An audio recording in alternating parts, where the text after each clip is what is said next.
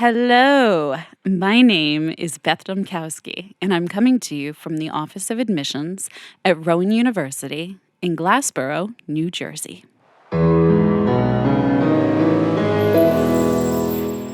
Welcome to another episode of Rowan Confidential. I am joined today by Dr. Monika Shealey. Dr. Shealey has been serving Rowan University since 2013 after having held academic appointments at the University of Wisconsin-Milwaukee, Florida International University, and University of Missouri at Kansas City. Dr. Shealey has recently transitioned from the College of Education to her new role as Senior Vice President in the Division of Diversity, Equity, and Inclusion. She holds a bachelor's degree in specific learning disabilities, a master's in varying exceptionalities, both from the University of South Florida, an ed specialist in reading and learning disabilities from the University of Miami, and a PhD in education from the University of Central Florida. These degrees and specializations have contributed to Dr. Shealey's ability to examine the experiences of traditionally marginalized groups and enact social change to promote social justice and equity. Dr. Shealey, thank you so much for joining us today. Thank you for having me. Welcome. I did want to ask you a few questions. What wakes you up in the morning? What is your inspiration or your passion? Wow, that's a great question. My inspiration for the past 7 years coming here to Rowan, it's the inspiration I've had since I went to college and realized that I wanted to become an educator. When I was a freshman at the University of South Florida, I was a business major, and I took a class in education, special education, just on a lark. I just felt like, I needed a break from my business courses, and I just felt like I needed to know more about other areas. So I self-advised, which we tell our students not to do. I took an education course. It changed my life. It's so funny that you're saying that, because we've spoken to a number of guests that say that their path that they started on is not where they finished. I believe that. I think we end up where we're supposed to end up, but sometimes the road is windy. And for me, I went to college thinking I wanted to own a business, be a leader.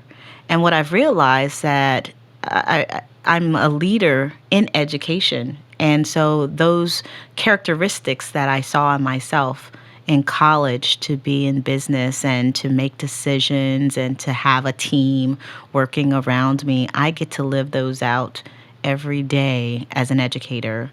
So when I decided to become a teacher, a special education teacher, I realized how passionate I was about advocacy and making sure that I created a space, a pathway for those who historically didn't have voice, weren't able to use their voice. And so even though I've transitioned from College of Education Dean to this new position that serves the entire university in issues of diversity, equity, and inclusion, that passion that I had as a special educator is still there. It's the passion to educate, to empower, to enlighten, to support. And it brings me to this campus excited and just ready to collaborate with others who have that same passion. And sometimes I have to collaborate with those who don't feel that same passion. Oh, yes. But I am excited that I can bring them along. And there are so many stories of people that have thought differently about issues because of conversations or programming. And so the opportunity to do that excites me. So in your position, what do you see as your impact on the world? I would hope my impact would be that I'm creating opportunities and opportunities for those who historically may not have seen their place in higher education. In our division for diversity, equity, and inclusion, it's our job to help people to see their role in making our college campus more inclusive, more equitable, but how we do that for society. And so as we think about our time at Rowan as a student, a faculty, a staff member, as a parent of a student at Rowan, as a community member who's watched the university grow and thrive, I hope that they can also see the diversity of our campus.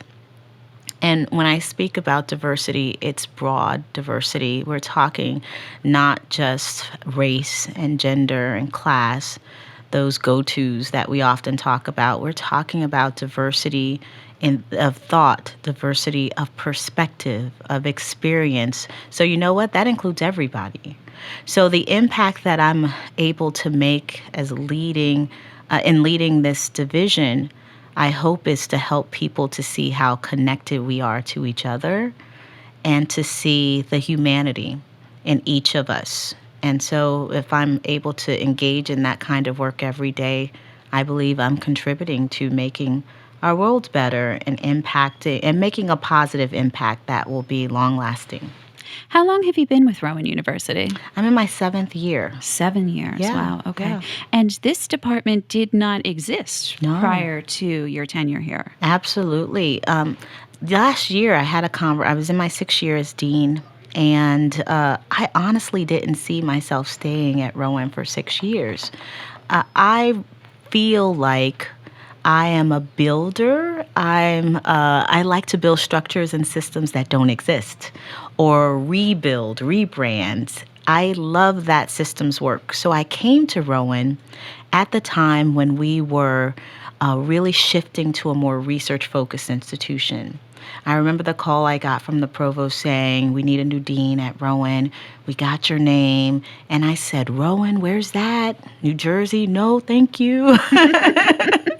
And I'm so glad I didn't say no, because once I heard about its roots as a teacher's college, and most of the community, they were really vested in Glassboro Normal School, Glassboro State, and now Rowan University. So I realized that I was coming to a place that was exciting and growing. And so I came to really rebrand our College of Education to take it into a more research-focused context and help us to build infrastructure around the research and community engagement. I feel like I've done that in the last 6 years. We've been building, and now someone needs to make sure that ship is still steering and maintaining. And so I was at a crossroads. What is it that I want to do next in my career? Had a conversation with the provost at the time, Jim Newell, and talked about my aspirations to build. And he said, "Monika, there's an opportunity, because we need to build in the area of diversity, equity, and inclusion." And honestly, I didn't think that was my next step. I thought I should surely stay on the academic path. But that opportunity spoke to me, because that's what I was doing in the College of Education. We rebranded ourselves as a College of Ed focused on social justice and equity. We made hiring decisions. We developed programs. We supported students, faculty, and staff around social justice and equity. And so I'm presented with an opportunity to do that campus-wide. For the whole university. Wow. I couldn't pass it up. How many education departments in schools across the country do you think are organized that way and have those goals? Are we unique in that? I think that, of course, the root of education is really about opportunity and access. And so in education, particularly my background in special ed, I was trained to make sure that I provided opportunities and created pathways for students to be able to learn and to have opportunities to grow, not just academically, but social, emotional, personal. And so I think colleges and schools of education across the country are committed to educating, empowering, and also advocating. But to engage in systemic work around social justice and equity is very different. And so for Rowan University to rebrand its College of Education around social justice and equity, it's timely, and it's also something that sets us apart from other schools and colleges of education, because then all of our faculty are hired because they have that commitment. They've demonstrated through their research and their service, that commitment. We develop programs and services around those efforts. And so it becomes our identity. And so it's so important in education, and particularly at this time where people are questioning higher education. Why should I invest in higher education? Is it going to get me the return I want? To say that we're preparing educators to work with the neediest students in our country. If they could work with the neediest students, they can find success with all students. And so I was excited to work with faculty and staff and students in the College of Education to do that. Now I get to do that university-wide and work with folks that I haven't even met before at the university, from facilities to human resources to student affairs. I'm excited about where this work is taking me. It sounds phenomenal. I mean, the reach that you have now, not that you didn't have a large reach in the College of Education, but now across the whole university. I think that's really going to change a lot of policies and procedures in place. I hope so. Great, great. What would you say your proudest professional accomplishment is? About 4 years ago, I was thinking about how our college would take on some of the most persistent issues in public education and make a positive impact locally, regionally, and nationally as well. What are those issues that schools and colleges of education are facing, public school districts are facing, that we could offer a solution to? And so I was reading some research and some articles, and this theme kept coming up about diversifying the teacher workforce. I heard about programs around the country that were real communities that were saying, we want our schools to be more diverse. We want our teachers to reflect the diversity of our students. I talked to colleagues, other deans, and they were struggling with the same issues. We were all at predominantly white institutions teaching females to be teachers, and it was our workforce wasn't changing. It didn't reflect what we believe that our students needed. And so I started a project, Increasing Male Practitioners and Classroom Teachers, Project Impact. And the program is really focused on preparing and supporting diverse male educators. And it's really rooted in not just the research and what we're seeing nationwide, but what I saw at Rowan. Our classrooms were filled with white women and very few men, particularly in the early grades. And personally, as a mother of 2 boys, I saw the impact that male teachers had on them in the early grades, and they continue to have male teachers.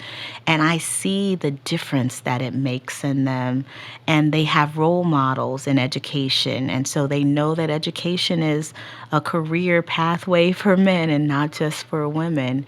And so we started this program, and I brought together people on campus from student affairs, academic affairs, faculty, admissions, people that were working on recruitment and retention issues.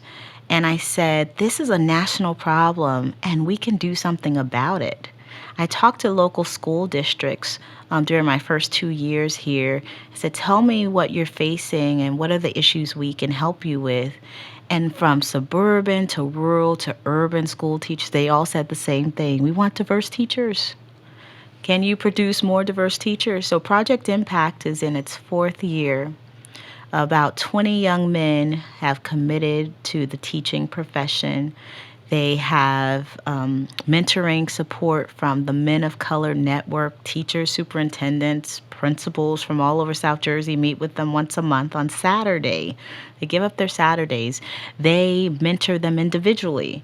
And that program is my proudest moment, and I didn't realize it would be until I said goodbye to all of those students at the end of last year.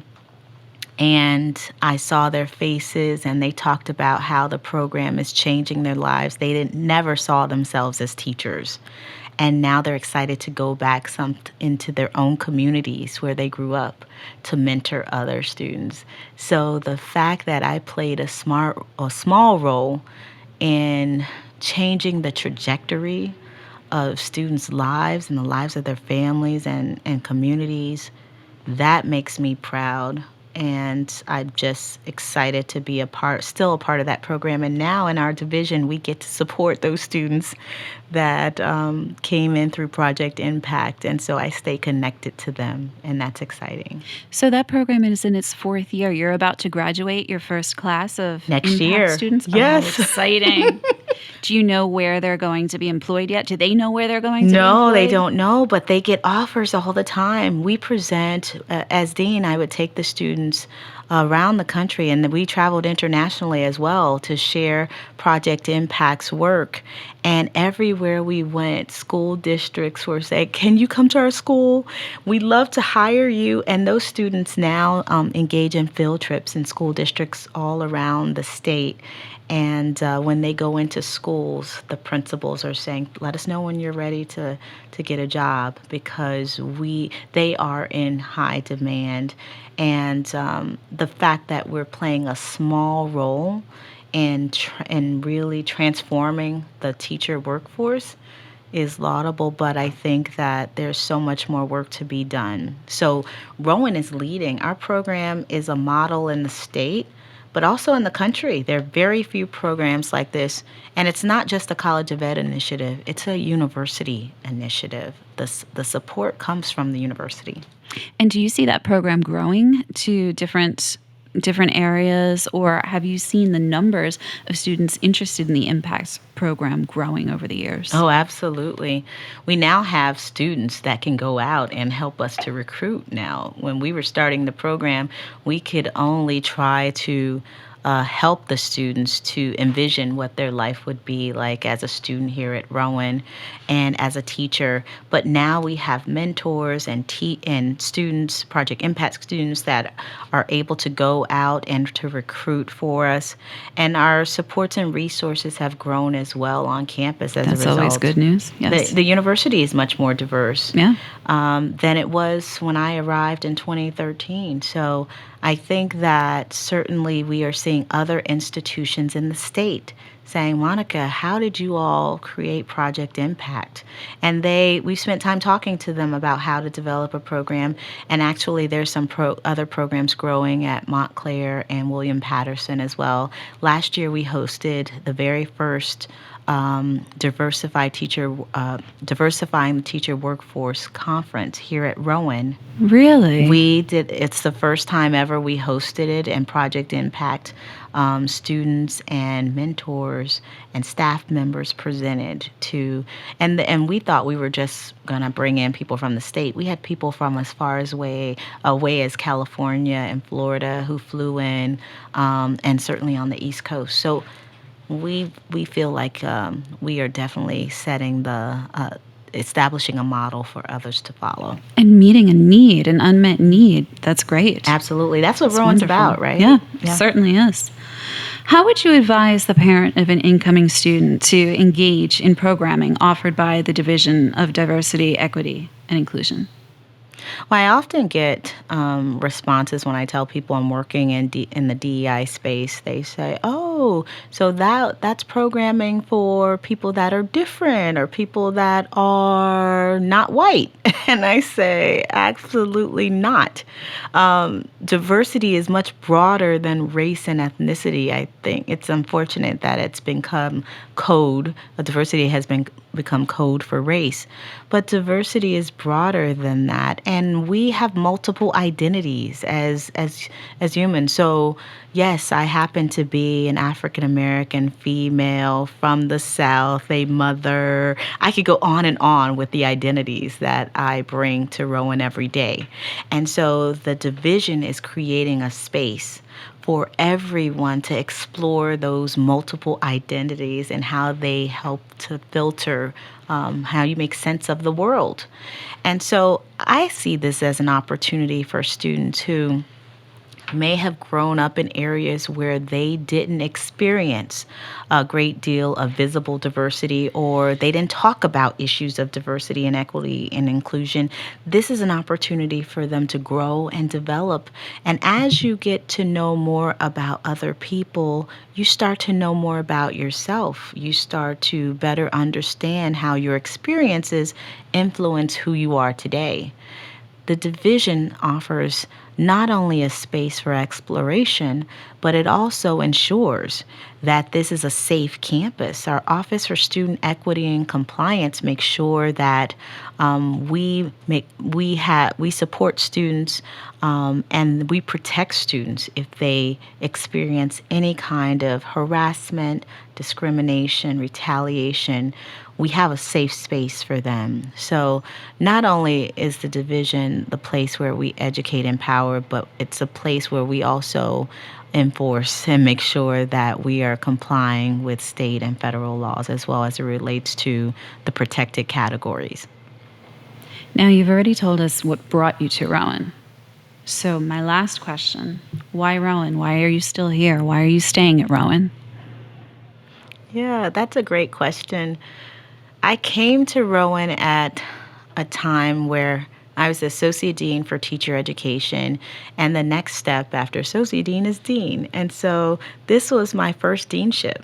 And I feel like I hit the jackpot because I came to a place where I got to really engage in visioning. Faculty and staff work hard. The community is supportive. And we have a president who has a vision for access, affordability, quality, being an economic engine. All of the things that I was looking for in a higher ed institution, I found here at Rowan. And so I was able to engage in meaningful and impactful work as dean. I didn't realize that I would be staying here in year 7, still engaging in meaningful and impactful work as senior vice president. I didn't see that coming. I really thought that I would move to the next institution after serving as dean for 5 to 10 years and then maybe move on to a provost position or something academic or another deanship. I just never saw this opportunity as an option for me. But now that I'm here at Rowan and I am in a community who supports the work that we're doing in diversity, equity, and inclusion, they support it, they believe in it, and they are so welcoming, it's hard to leave. I've been at institutions that have not been as welcoming and supportive. And so I feel like Rowan has become the extension of my home. And so in some ways, it was hard to say goodbye to the College of Education. But knowing that I was staying at Rowan made it so much more manageable and made the work that I'm doing every day in this new division, it makes it so exciting. I'm excited every day to come here. And I hope that in 5 years, I can come back and talk to you about all the amazing things that we've been able to build and now sustain as a result of the efforts we're making today. Thank you so much for coming in today. I hope that we don't wait 5 years before we hear from you again. Rowan is so lucky to have you. This has been Dr. Shealey speaking with us for Rowan Confidential.